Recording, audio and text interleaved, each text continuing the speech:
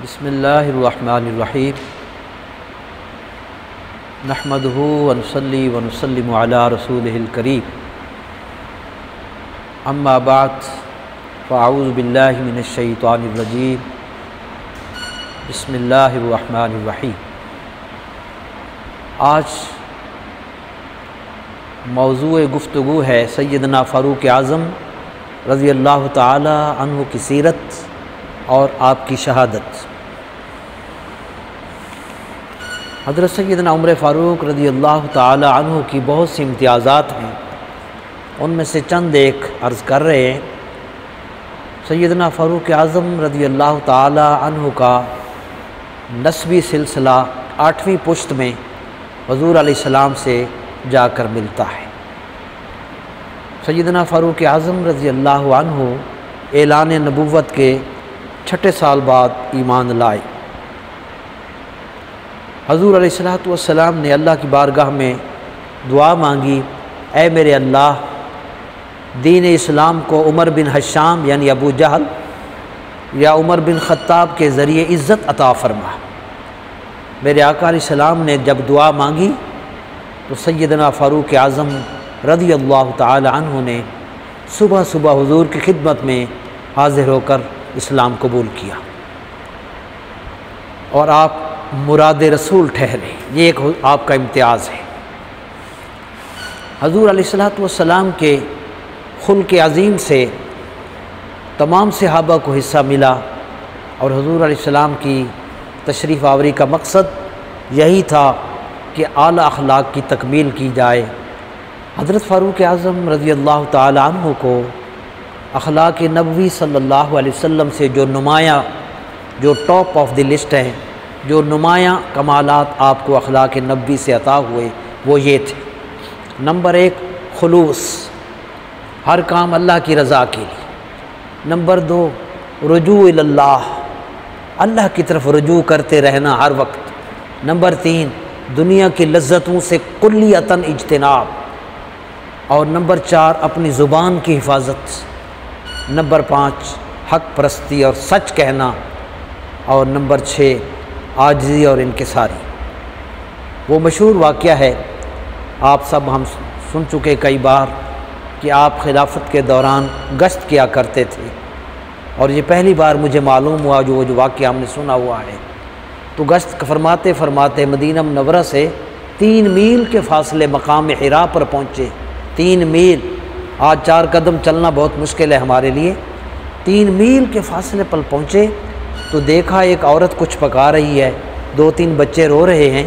पास जाकर पूछा कि वजह क्या है, क्यों रो रहे हैं? उसने कहा बच्चे भूख से तड़प रहे हैं, मैंने इनके बहलाने के लिए खाली हांडी चढ़ा रखी है। अल्लाह अकबर। सैयदना फ़ारूक आज़म रज़ी अल्लाह ताला अन्हु ये हालत देखकर वहाँ से वापस आए।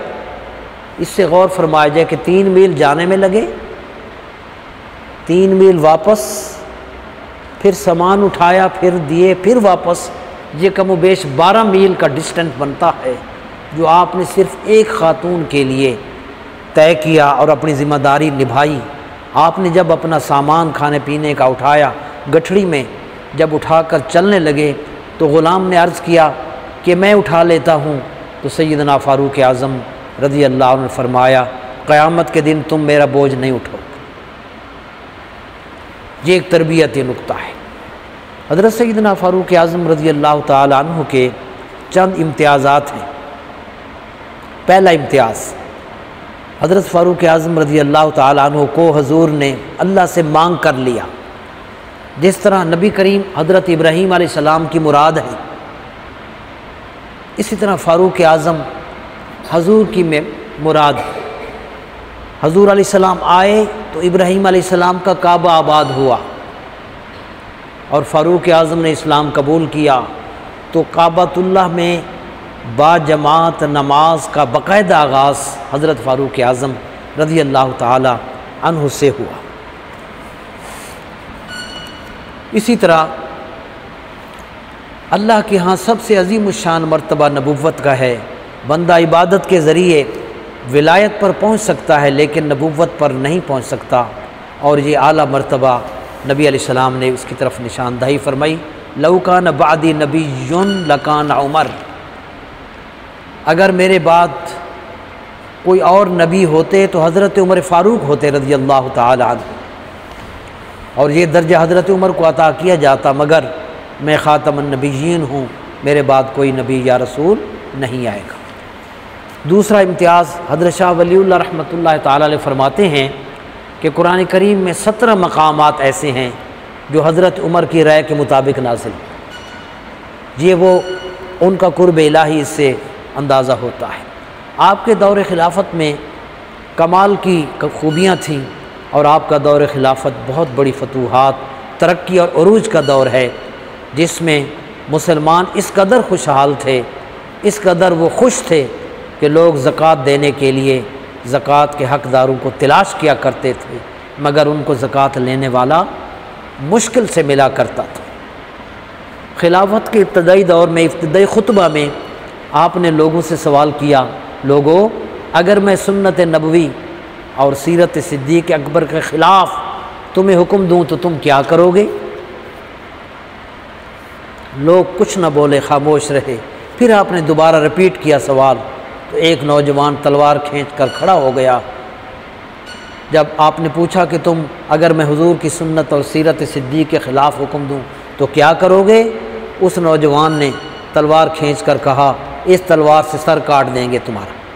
आप बहुत खुश हुए, और मैंने एक जगह पढ़ा, फ़ारूक आज़म ने फरमाया, अल्लाह ताला उस शख्स का भला करे जो मेरे पास मेरे ऐबों का तोहफ़ा भेजे। ये कोई नहीं कह सकता। अल्लाह अकबर। जब आप मुकम्मल खलीफतुल मुस्लिमीन बन चुके तो आप मिंबर पर तशरीफ़ लाए, ये भी आपकी आजिज़ी है। तो जब मिंबर पर बैठे तो मिंबर की उस सीढ़ी पर आप बैठ गए जहाँ सिद्दीक़ अकबर रज़ी अल्लाह ताला अन्हु पाँव रखते थे। सहाबा ने कहा ऊपर बैठ जाएं।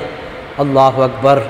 फरमाया, मेरे लिए ये काफ़ी है कि मुझे उस मकाम पर जगह मिल जाए जहाँ सिद्दीक़ अकबर के पाँव रहते। और वो दुआ हुज़ूर ने फरमाया, मन तवाज़ा लिल्लाहि फरफ़अहुल्लाहु दरजातहु, जो अल्लाह के लिए आज़ी इख्तियार करता है फिर अल्लाह उसे बुलंदियाँ अता फरमाता है। हम सारी ज़िंदगी गुजार के आखिरी बातें हैं, क्या दुआएं करते हैं, कभी कोई दुआ कभी कोई दुआ, लेकिन अल्लाह अकबर गौर करें तो अपनी ज़िंदगी में हम क्या दुआएं करते हैं। फ़ारूक आज़म के मकाम का अंदाज़ा इस दुआ से लगाया जा सकता है। आप दुआ मांगते, अल्लाहुम्मा अर्ज़ुक़नी शहादतन फ़ी सबीलिक वजअल मौती फ़ी बलद रसूलिक। ये काफ़ ज़बर का आ गया, ऐ अल्लाह करीम मुझे अपने रास्ते में शहादत अता फ़रमा और अपने रसूल के शहर में मौत अता फ़रमा। अल्लाह अकबर। ये दोनों दुआएं थीं। अल्लाह पाक ने सैयदना फ़ारूक आज़म रज़ी अल्लाह ताला अन्हु को ये सिला अता फ़रमाया था। चुनांचे इन दोनों से सरफराज हुए, शहीद भी हुए, शहादत में भी मिली और रसूल करीम सल्लल्लाहु अलैहि वसल्लम के पहलू में जगह मिली। अल्लाह अकबर।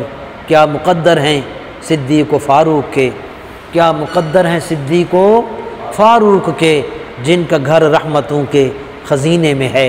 उलमा फरमाते हैं कि अगर हज़रत सिद्दीक़ अकबर रज़ी अल्लाह ताला अन्हु के अदल और मुहद्दिसीन की किताबों का वसीला देकर अल्लाह की बारगाह में दुआ की जाए तो अल्लाह रब्बुल आलमीन उस दुआ को कबूल फ़रमाते हैं। अल्लाह ताला पूरी उम्मत की बलाओं को दूर फरमाए और हज़रत फ़ारूक आज़म रज़ी अल्लाह ताला अन्हु के वसीला से हम सब की दुआएँ कबूल फ़रमाए। आमीन बिजाह सय्यिदिल मुरसलीन सल्लल्लाहु अला हबीबी मुहम्मदिन व आलिहि व अस्हाबिही।